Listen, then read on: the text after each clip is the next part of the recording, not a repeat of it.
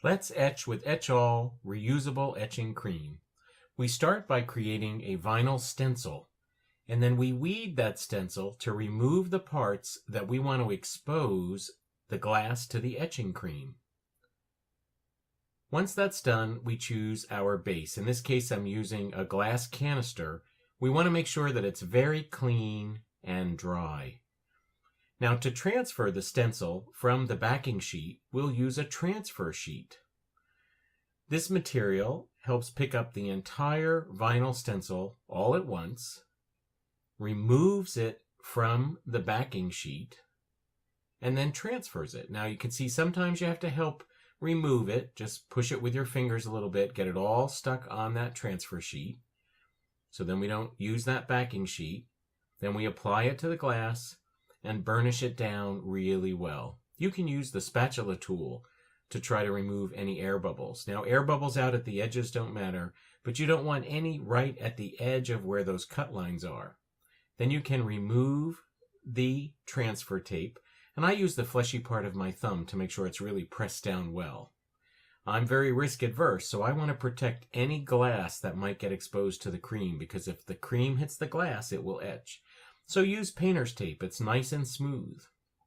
So I'm going to apply the cream now. This is a reusable cream. There's no odor. And I like to just apply it to the stencil just like I'm icing a cake. Now, typically I use that spatula tool, but this was down deep in the jar. It was easy to apply it with a spoon.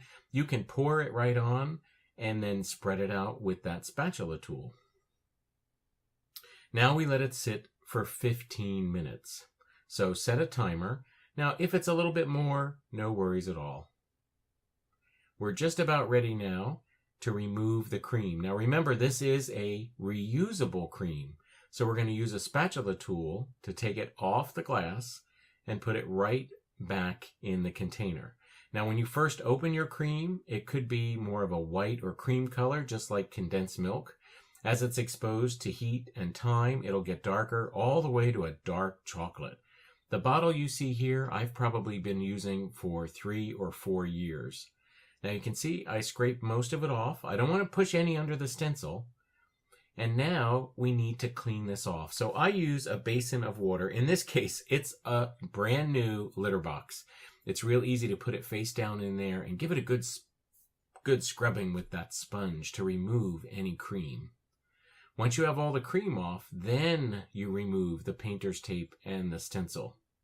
Now, of course, some little bits, interior pieces will stick. Don't worry about damaging the glass. It's sturdier than you think. Then give it another really, really good wash. Etching doesn't look great when it's wet, so you may not be happy at first. But once you dry it, the results are spectacular. So there we have our etched canister using etchall Reusable Crème.